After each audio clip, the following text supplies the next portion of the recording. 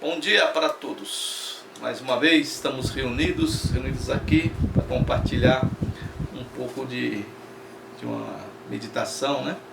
Nós gostaríamos de iniciar dizendo que Dostoiévski ele tem uma frase interessante sobre a vida, né? Sobre o viver. O mistério da existência humana, no caso ele diz, né? Não consiste apenas em viver. É preciso saber para que se vive, né?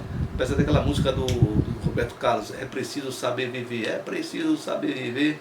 Então Dostoiévski vai falar sobre essa vivência nossa, porque nós estamos aqui, mas precisamos saber para que se vive. Eu já comentei por 2 vezes, se eu não me engano, essa questão de Jesus dizer, né, que ele sabe de onde ele vinha, o que ele estava fazendo aqui e para onde ele ia também. E o que ele vinha fazer aqui, no caso que ele fez, foi pregar, né? Ensinar sobre as boas novas. O que é as boas novas, o Evangelho? É a manifestação de Deus em Cristo Jesus nesse mundo, uma nova vivência, né? Uma nova mudança de mente, mudança de caminho, um retorno a Deus por meio de Cristo Jesus. E Jesus vai bater muito na tecla de fazer os seus sinais, né? Ele também até discute com alguns fariseus e saduceus que os caras querem ver sinais. Os sinais seriam o que nós chamamos de milagres. Um dos mais importantes que eles pedem que Jesus não responde e não faz é que eles queriam que Jesus descesse da cruz, e aí eles queriam que Jesus era aquilo que ele estava dizendo que era o Filho de Deus. Nós temos então todos os evangelhos, 4 evangelhos, ali colocado pelos escritores. Nós não sabemos na verdade quem são os escritores dos evangelhos, os nomes que são colocados, a gente não sabe se foram eles mesmos que escreveram, mas Jesus vai ser ali colocado por esses escritores, os escribas no caso, como aquele benfeitor, fazedor de milagres, aqueles que se preocupavam com o órfão, que se preocupavam com a viúva, com os doentes, com o estrangeiro, com as crianças, com as mulheres. Então esse Jesus, essa boa nova dela, vai de contra a tudo aquilo que os saduceus, os fariseus, os religiosos, né, da época pregavam, ensinavam e viviam. É interessante isso aí. Mas eu gostaria de compartilhar uma situação, a primeira situação trágica da Bíblia, já está no capítulo 4, na verdade seria a segunda, que vai aumentando cada vez mais a maldade, cada vez mais o embrutecimento de coração, a dureza de coração do ser humano. Eu já disse algumas vezes também que nós gostamos de termos o famoso bode expiatório. E muitas vezes o nosso bode expiatório, ele é Deus, né? Por que Deus permitiu? Aí você vê quando a pessoa passa por uma situação difícil, ou passa por um acidente, uma desgraça, por que Deus permitiu? Não é? Por que Deus deixou? Lembra que eu falei uma vez de você enfiar o seu braço, a sua mão, num tacho de azeite fervendo, de óleo fervente, e depois sair só com o osso só, e dizer, por que Deus permitiu? É a mesma coisa. Além também de nós colocarmos o bode expiatório também no nosso próprio ser humano, nosso próprio parente, ou pai, ou mãe, ou amigo, o dono da minha empresa, o meu professor, e assim vai direto, né? Alguém tem que pagar o pato. E quem é que paga o pato? Alguém, não sou eu, alguém tem que pagar o pato. Então já essa primeira grande tragédia, a primeira que foi a queda, que nós temos no capítulo 3, a desobediência, na verdade, para mim é a desobediência de Eva e Adão, de não fazerem aquilo que Deus falou para fazerem. A questão para mim essa é não cumprir aquilo que foi pedido, aquilo que foi instruído, e a desobediência de fazer, né? O relato bíblico seria do fruto do conhecimento do bem e do mal.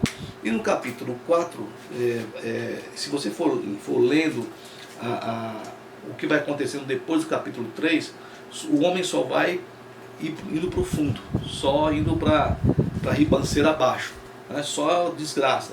E aqui no capítulo 4 tem o problema do Caim, o primeiro filho, segundo o relato bíblico, de Adão e Eva, e o segundo filho, que é o Abel. Rebel significa oco, vazio, sopro, né? É o nome que significa o Abel. E eles vão fazer uma oferenda a Deus, e parece-nos que pelo texto aqui, parece não, é aqui o texto nos diz que Deus se agradou da oferenda, da oferta de Abel, e não se agradou da oferta de Caim.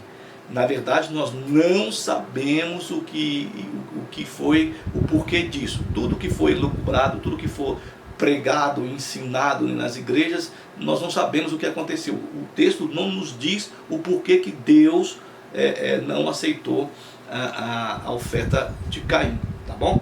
Então, o Caim fica chateado com aquilo, fica bravo, né? E diz o texto, já comentei algumas vezes, que descaiu-lhe o semblante, né? Ele ficou com a cara amarrada, a cara feia, tal. E Deus então vai conversar, o Senhor vai conversar com Caim, dizendo: por que você está irado? Por que você está bravo aí e tal? Por que você está com a cara feia? Por que descaiu o seu semblante? Aí ele vai, se, na condicional, né? Se procederes bem, não sabemos o que ele fez de errado, né? Se procederes bem, não é certo que serás aceito. Se você andar no caminho certo aqui, se você fizer o que é certo, você não vai ser aceito, né?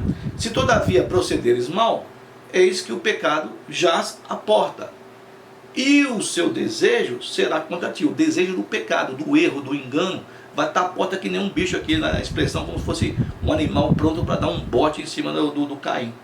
O seu desejo será contra ti, mas a você cumpre dominá-lo. Então a gente vê hoje aí, infelizmente, situações, até por vaga de trânsito hoje, de estacionamento, as pessoas matam a outra pessoa por causa de uma vaga de estacionamento. Vê a bestialidade do ser humano que chegou ao embrutecimento do coração, a dureza de uma pessoa matar o outro por causa de uma vaga, uma coisa tão besta como essa aí. Mas o ser humano está assim, pai matando filho, mãe matando filha, filho matando pai, filha matando mãe, e assim, está assim dessa maneira, nós estamos vendo aí.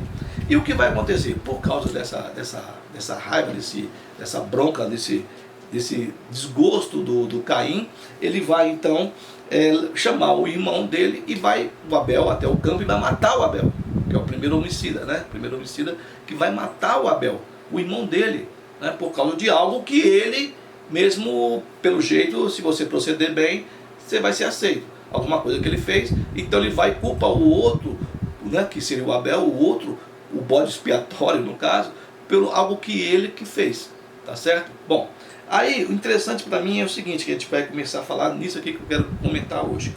Aí o Senhor vai e vai chamar o Caim, né? É óbvio, né? É óbvio que Deus está sabendo o que está acontecendo. Ele chama o Caim e fala, no versículo 9, do capítulo 4 de Gênesis: onde está Abel, teu irmão? Ele está perguntando, onde está Abel, teu irmão? Ele responde, não sei. Ele já havia matado o irmão dele, não sei, no campo, largou o corpo lá e não sei, não é isso? Acaso sou eu tutor de meu irmão? Na outra versão está, acaso sou eu guarda do meu irmão? Outras pessoas, o cuidador do meu irmão? Será que sou eu? Aí Deus vai falar, pô, o que você fez? O que fizeste? O que você fez, rapaz? Né?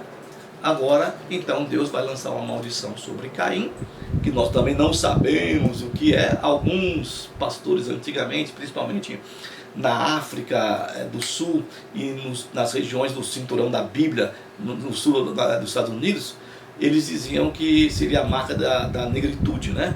Colocou aquela marca de negro sobre Caim e por isso ele saiu vagando aí. É meio estranho essas leituras que o pessoal faz e um monte de gente acredita, né? Então, vamos lá. Sou eu o cuidador do meu irmão? O que você fez? O que você fez?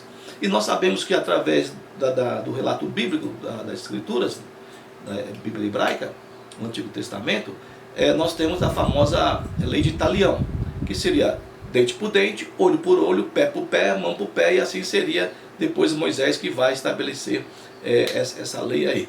E no caso aqui de Caim, ainda não havia a lei ainda do Talião, e Deus permite que ele vá embora, né, ele saia dali onde ele estava, e ele vai então para a planície de Siniar, que seria a Babilônia, e funda lá uma cidade lá. E aí começa a história da genealogia de Caim, que vai acabar em um rapaz chamado Lameque, e esse rapaz vai matar 2 pessoas. É interessante, porque o antepassado dele, que é Caim, mata 1, e esse Lameque mata 2. Um porque pisou o pé dele, e um outro garoto porque esbarrou nele. Para você ver como é que a coisa foi caminhando para cada vez pior ainda, né? Na questão do ser humano. Não tem nada a ver com Deus, não tem nada a ver com demônio, com capeta, tem a ver com o ser humano, né? Mas o que acontece? Quando Jesus vem, ele vem com boas novas, que é a boa notícia do Evangelho. Ele vem trazendo uma instrução, uma pregação totalmente diferente daquela do talião, olho por olho, dente por dente.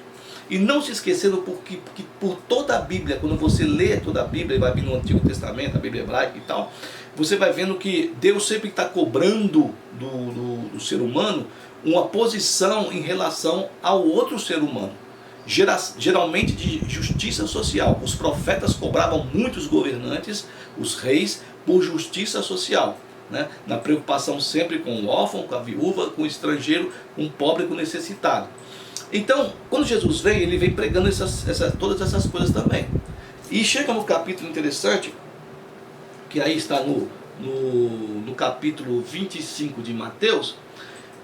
A gente sabe que a partir do capítulo 20 e 24 vem o Apocalipse de Jesus, né? Que são as predições de Jesus sobre o futuro, a destruição do templo, que tal, um monte de coisa.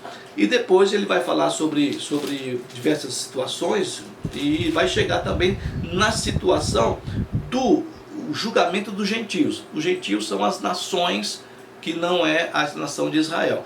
Israel também vai ser chamado por Deus e vai ter uma conversa com Deus também. Deus vai conversar com eles. Diz o texto, no deserto vai chamar e vai falar com eles.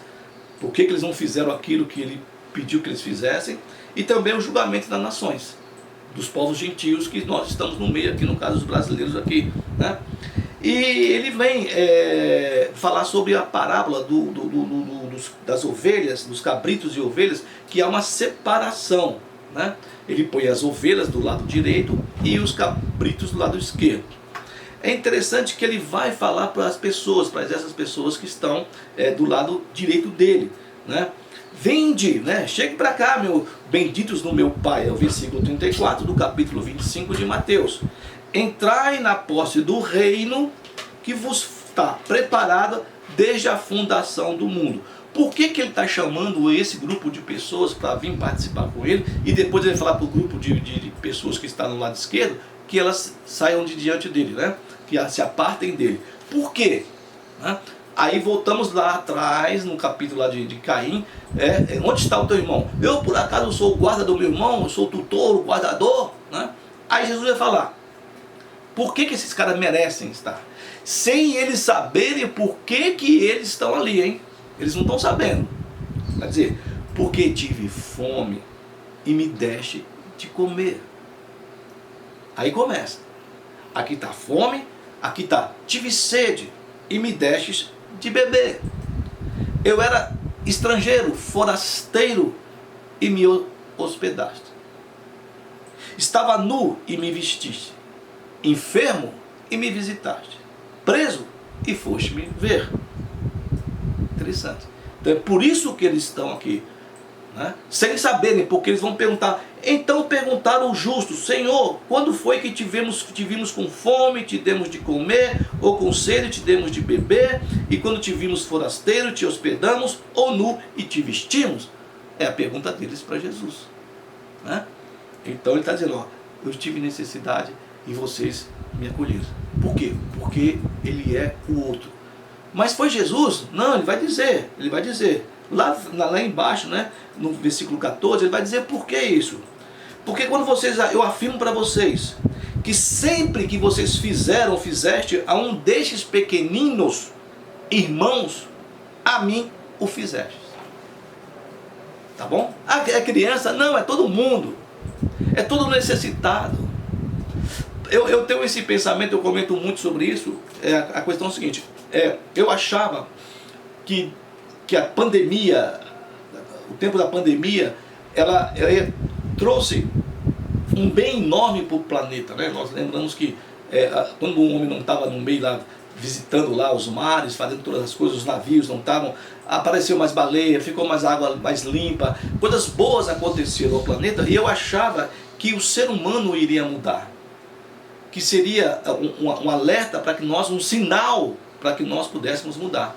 Mas o que eu percebi que não, que ficou pior, que o ser humano ficou pior após a pandemia, ficou mais egocêntrico, mais egoísta, mais preocupado consigo mesmo, né? Mais nesse tipo do Caim, né? Não o tipo do Abel, mas o tipo do Caim, ficou como Caim, apesar do alerta que foi dado a Caim: olha, cuidado, porque está como um animal, o erro está que nem um animal, o pecado, querendo te tragar, querendo te pular em cima, te destruir, te dilacerar, né? E eu vejo então que o ser humano desse tempo para cá, após a pandemia, piorou, cada vez mais piorando, né? Eu não vejo melhora no ser humano, no egocentrismo, no egoísmo, na maldade, a maldade humana cada vez mais. E eu volto a lembrar para vocês, se você puder ler depois o capítulo 4, 5, 6, né? Até o capítulo, quando começa Noé, 7 ali mais ou menos, o que a humanidade foi, né? Foi imperando, foi ao ponto de dizer assim: olha, eles estão fazendo tanta coisa errada que eu tenho que destruir esse povo. Então Jesus chama para uma outra, não para a questão da lei do talião, mas da questão da lei de fazer sem saber, né? Então perguntaram o justo: Senhor, quando foi que te vimos com fome e te demos de comer, com sede te demos de beber, fomos te visitar no hospital como enfermo, fomos te visitar na prisão, e quando foi que nós fizemos isso? Porque eles não sabiam, tinham feito sem querer nada de em troca, né? E aí Jesus vai falar assim: olha, porque quando vocês fizeram para um desses pequeninos, né, irmãos, vocês fizeram para mim. Então é interessante esse contrário, esse contraponto, né, do Caim com aquilo que Jesus está falando, e que nós precisaríamos saber o mistério. Qual é o mistério? Lembra que eu falei sobre o mistério, o Deus de mistérios que o Nabucodonosor falou para Daniel? Mas o mistério da existência, né, não consiste só em viver. Estou vivendo e vivendo para mim mesmo, que se dane o outro, e assim caminha a humanidade. Não, é preciso nós entendermos e sabermos para que se vive. Será que nós simplesmente isso? Levantamos, vamos trabalhar, comemos, trabalhamos, voltamos, dormimos, comemos, uma vez ou outra, quem pode vai poder viajar, fazer um fim de semana ou um feriado prolongado. Quem tem um pouquinho mais pode fazer umas férias, né? E é isso é o viver, né? Parece que o chamado, que é uma coisa diferente, é uma coisa para que nós pudéssemos entender para que se vive, né? Sem você mesmo, até sem você saber o que você está fazendo, que um texto bíblico diz que, Jesus falando, né, que a mão esquerda ou a mão direita não saiba o que a outra faz, né? Se você está fazendo com a direita, que a mão esquerda não saiba, e você está fazendo com a esquerda, se você é sinistro, né, que é a palavra da esquerda na italiana, ou canhoto no caso, a sua mão destra, a direita não sabe o que está fazendo. Então você fazer, entendendo que você está aqui vivendo, para poder também compartilhar, ser generoso, né? Ser um canal de bênção, assim como foi chamado o Abraão lá atrás, no início de Gênesis lá, e Deus falou assim: ó, se tu uma bênção, no capítulo 12 de Gênesis, né? Se tu uma bênção, seja você uma bênção para o próximo, entendeu? A gente sabe que muitas vezes na própria família da gente, a gente não se dá muito bem, a gente discute, briga, tal, mas vamos levando, a gente vai levando a família, mas para o outro também, para o próximo, né? E não ser um Caim, que por acaso eu sou o guardador do meu irmão, eu sou guarda, eu sou tutor, cuidador, né? E tem tanta gente aí necessitada, tanta gente precisando, e Deus sempre pediu para que nós pudéssemos cuidar desse tipo de situação. Se você imagina, eu gostaria de poder ter ido, e talvez se você pudesse pelo menos pesquisar sobre um campo de refugiado, Darfur, né? Sobre onde era o campo de Shatila, que os próprios cristãos fizeram um massacre lá dentro do campo de Shatila. Os campos que estão pelo mundo, na Grécia, das pessoas que estão fugindo do Afeganistão, de vários lugares, e tem aqueles campos na Turquia, na Grécia ali, de pessoas que estão imigrantes, né, tentando fugir da guerra, de um monte de coisa. Mas você pode fazer a diferença. Você não precisa ser um Caim. Você pode fazer uma diferença, você pode ser um seguidor daquilo que Jesus está ensinando. Não estou dizendo para você ser crente, nem católico. Não, você é um seguidor. Não é uma coisa que é interessante, não é uma coisa que dá destruição, mas é uma coisa para poder. Quando foi? E vai falar depois dos cabritos que estão do lado esquerdo e vão falar assim para eles se afastarem dele, né? Vão se afastar. E interessante que ele aparta de mim, malditos. Maldito. Jesus falou que aquele que não faz esse bem, ele é maldito, porque ele pode fazer e não faz, né? Apartai-vos de mim, versículo 41, malditos para o fogo eterno. Por que você é maldito? Por que você está sendo apartado? Porque eu tive fome, não me deste de comer. Tive sede, não me deste de beber, né? Sendo forasteiro, não me hospedaste. Estava nu, não me vestiste. Achando-me enfermo e preso, não foste me visitar. Aí eles perguntam a mesma pergunta: mas quando foi que nós fizemos isso? Quando te vimos com fome, com sede, forasteiro, nu? Então vai responder: em verdade vos digo. Ele diz amém, amém, assim, né? Sempre que o deixaste de fazer a um destes mais pequeninos, a mim o deixaste de fazer. Interessante. Eu, quando era cristão novo, crente novo, fui fazer uma prova lá em Itajubá, e a minha esposa só reserva o hotel, tal, um concurso, né? E eu falei, não, vou lá, bater o hotel na hora lá. Cheguei na cidade, estava lotada, não tinha nenhum hotel, um frio. E eu, como um novo protestante, cristão, evangélico, fui até uma igreja, uma Assembleia de Deus. E fui lá e bati na casa do pastor e falei: olha, eu sou de São Paulo, sou evangélico, tal. O pastor abriu a porta aqui, assim, mais ou menos aqui, uns 3 dedos, e falou assim: ó, eu não posso fazer nada. E puf, fechou a porta da minha casa. E eu fiquei, eu era novo, né, convertido, não sabia, achei que todo mundo era irmão, todo mundo acolhesse, porque a Bíblia diz para acolher. E eu fiquei naquela porta assim, olhando, tal. Mas aí, por Deus, encontrei um quarto em cima de um bar, uma barulheira, uma confusão, de música, e o quarto pingava água, mas foi ali que eu dormi. Foi culpa minha, não posso usar agora o bode expiatório aqui de ninguém, fui eu, culpa minha.